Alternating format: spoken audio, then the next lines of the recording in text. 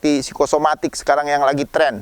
Sakit mah nggak sembuh-sembuh, terus akhirnya dia ke psikiater, ternyata ada ansietas, ada cemas, ada depresi yang muncul. Kasih obat, nanti jadi ketergantungan.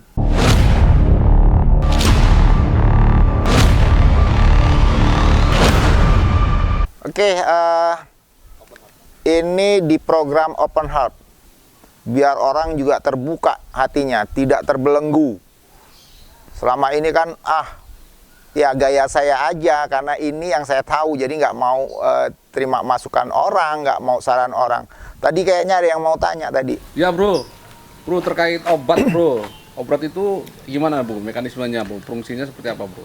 Ya, jadi obat itu, ini keren ini pertanyaan ini, karena beberapa kasus saya di poliklinik, ada orang datang keluhan putus obat. Sementara untuk beberapa kasus, khususnya penyakit kronis, itu butuh obat yang panjang.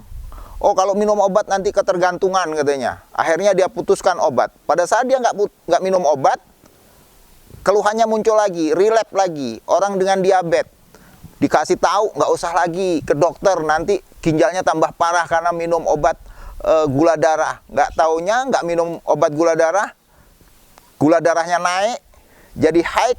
600, 700 gula darahnya, dia koma diabetikum. Akhirnya meninggal justru. Kenapa? Karena tidak ikut aturan minum obat. Sama di rumah sakit jiwa, beberapa kasus ODGJ, bahkan beberapa kasus yang gangguan-gangguan jiwa ringan seperti psikosomatik sekarang yang lagi tren. Sakit mah nggak sembuh-sembuh, terus akhirnya dia ke psikiater, ternyata ada ansietas, ada cemas, ada depresi yang muncul. Kasih obat, nanti jadi ketergantungan. Enggak. Jadi jangan salah kita terlalu cepat menyimpulkan obat itu ketergantungan atau tidak. Yang mesti kita samakan persepsi sekarang adalah ketergantungan atau kebutuhan. Makan nasi itu bukan ketergantungan, tapi kebutuhan. Saya butuh sama nasi, nggak ada nasi bisa yang lain bisa. Yang penting karbohidrat, saya bisa makan singkong dan lain sebagainya. Artinya obat ini juga menjadi sebuah kebutuhan. Kapan kita butuh obat? Pada saat memang tubuh kita memerlukan zat itu, karena kekurangan zat itu dalam tubuh.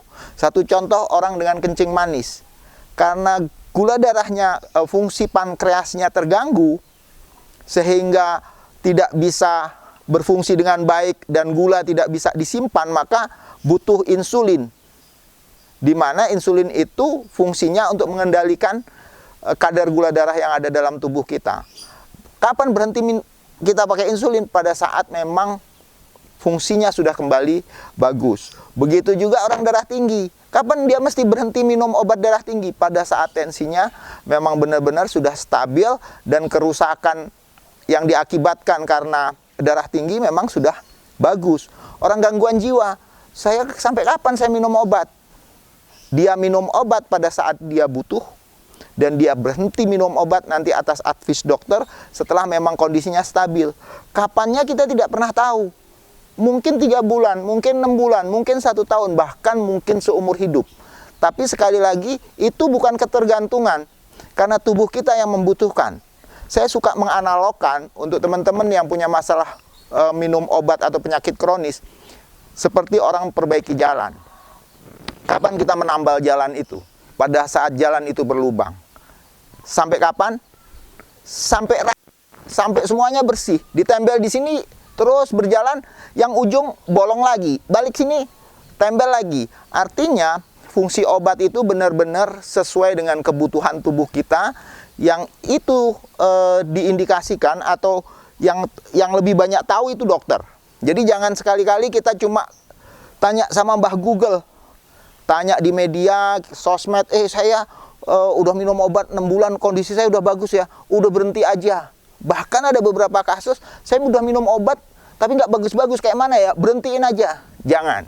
Kenapa? Dokter punya pertimbangan medis klinis, kenapa orang itu harus minum obat, kenapa obat itu harus sifatnya masa kerjanya panjang, atau kapan kita harus menghentikan obat itu. Gitu bro.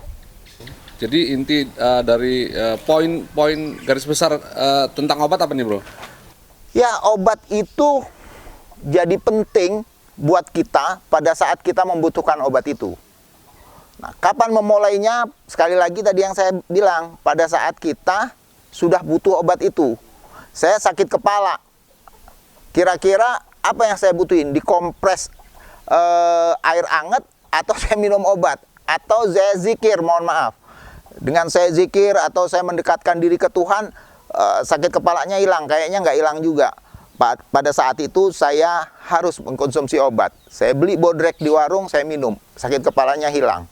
Nah, pada kondisi kasus-kasus yang kronis, ini yang butuh penanganan oleh ahli.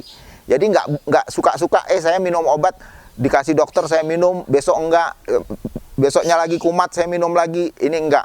Sekali lagi, untuk yang kasus kronis, mesti dengan pengawasan dokter dalam kurun waktu yang panjang. Itu yang lebih penting. Saya pikir itu yang pokok. Jadi karena kita nih judulnya aja open heart, mari yuk kita membuka pintu hati kita untuk bisa menerima masukan dalam rangka mendapatkan kebaikan, mendapatkan perbaikan ke depan yang lebih produktif dalam hidup kita. Artinya jangan kita enggan, sungkan, males minum obat hanya karena kepentingan egois beberapa orang yang secara klinis medis tidak cukup bisa dipertanggungjawabkan secara profesional. Sekali lagi, yuk kita buka hati kita untuk kita bisa menerima saran dari orang. Terima kasih.